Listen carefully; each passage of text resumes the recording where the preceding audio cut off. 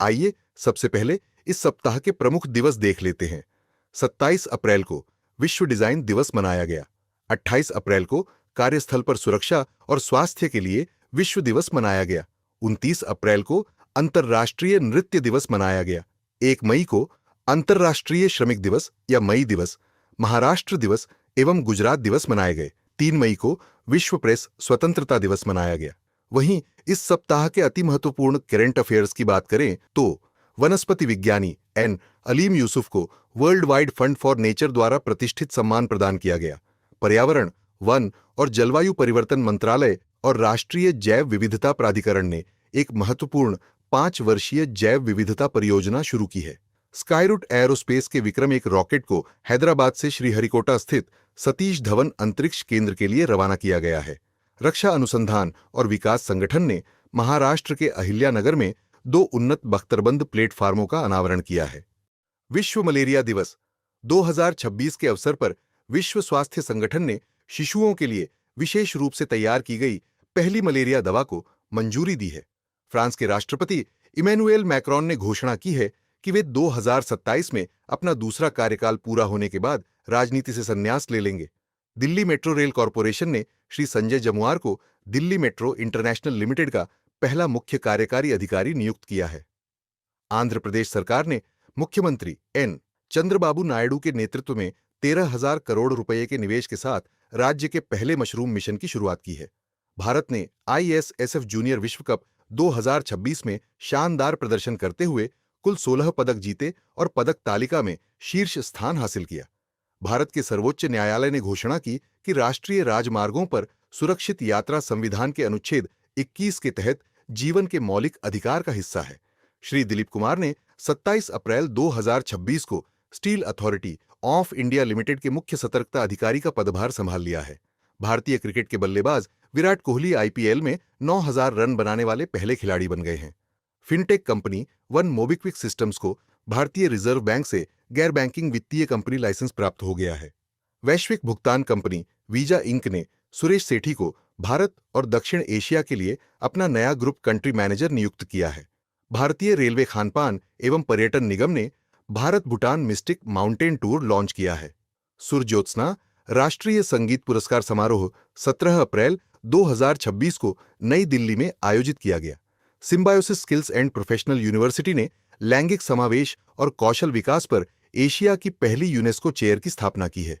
भारतीय reserve bank ने 28 अप्रैल 2026 को मिशन सक्षम लॉन्च किया है, जिसका उद्देश्य शहरी सहकारी बैंकिंग क्षेत्र को मजबूत करना है। केंद्रीय वाणिज्य एवं उद्योग मंत्री श्री पीयूष गोयल ने खेल क्षेत्र से संबंधित बौद्धिक संपदा पंजीकरण शुल्क पर 3 वर्ष की छूट देने की घोषणा की है। राष्ट्रीय सांख्यिकी कार्यालय के अनुसार मार्च 2026 में भारत की औद्योगिक उत्पादन विकास दर घटकर 4.1% रह गई, जो पिछले 5 महीनों का सबसे निचला स्तर है। Stockholm International Peace Research Institute की रिपोर्ट के अनुसार भारतवर्ष 2025 में दुनिया का 5वां सबसे बड़ा सैन्य खर्च करने वाला देश बन गया है। भारतीय सेना मेघालय के उमरोई स्थित फॉरेन ट्रेनिंग नोड में 11 मित्र देशों के सैन्य प्रतिनिधिमंडलों की मेजबानी करेगी। तमिलनाडु की रितिका श्री भारत की पहली ट्रांसजेंडर क्रिकेट अंपायर बन गई है। फिनलैंड ने कोका-कोला के निकट यूरोप की पहली पूरी तरह एकीकृत लिथियम परियोजना का संचालन शुरू कर दिया है।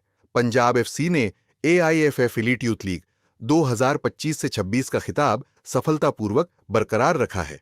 भारतीय लोकतंत्र में एक ऐतिहासिक उपलब्धि दर्ज हुई है, क्योंकि पश्चिम बंगाल ने स्वतंत्रता के बाद से अब तक का सर्वाधिक मतदान प्रतिशत दर्ज किया है। प्रधानमंत्री नरेंद्र मोदी ने 29 अप्रैल 2026 को उत्तर प्रदेश के हरदोई में गंगा एक्सप्रेसवे का उद्घाटन किया। रक्षा अनुसंधान और विकास संगठन और भारतीय नौसेना ने संयुक्त रूप से naval anti-ship missile short range का सफल परीक्षण किया है।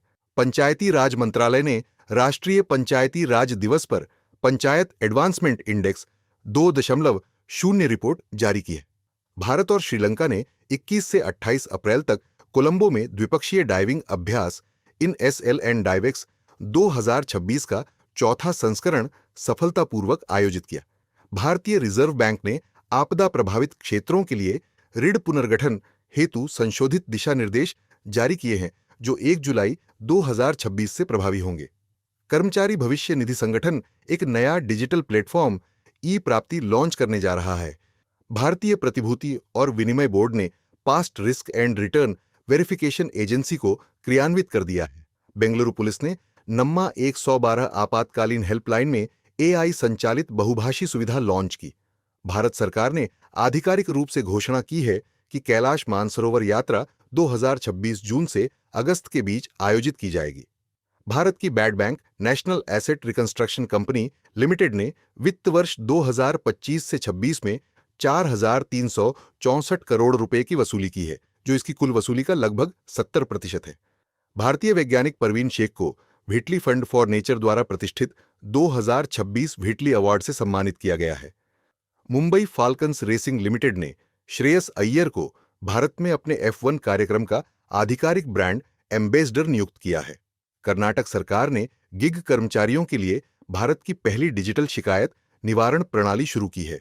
इन्फोसिस ने नितिन प्रंजपे को तत्काल प्रभाव से अपना गैर कार्यकारी उपाध्यक्ष नियुक्त किया है। भारत ने अपने मानवीय सहायता और आपदा राहत ढांचे के तहत जमैका में आरोग्य मैत्री पोर्टेबल स्वास्थ्य सेवा अवसंरचना तैनात की है।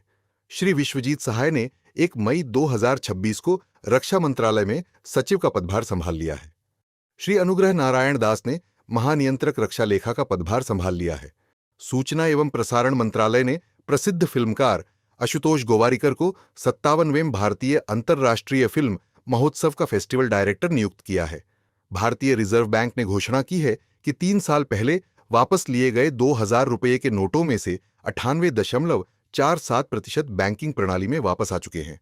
भारत सरकार ने नागरिकता नियम 2026 अधिसूचित किए हैं, जो भारत के विदेशी नागरिक कार्ड धारकों और नागरिकता प्रक्रियाओं से संबंधित महत्वपूर्ण बदलाव लाते हैं। अगर आपको यह जानकारी पसंद आई हो तो कृपया इसे लाइक करें, शेयर करें और चैनल को सब्सक्राइब जरूर करें। और जाते जाते इस प्रश्न का उत्तर कमेंट में बताइए। प्रश्न: राष्ट्रीय राजमार्गों पर सुरक्षित यात्रा को किस अनुच्छेद के तहत मौलिक अधिकार माना गया? ए. अनुच्छेद 14, बी. अनुच्छेद 19, सी. अनुच्छेद 21, डी. अनुच्छेद 32।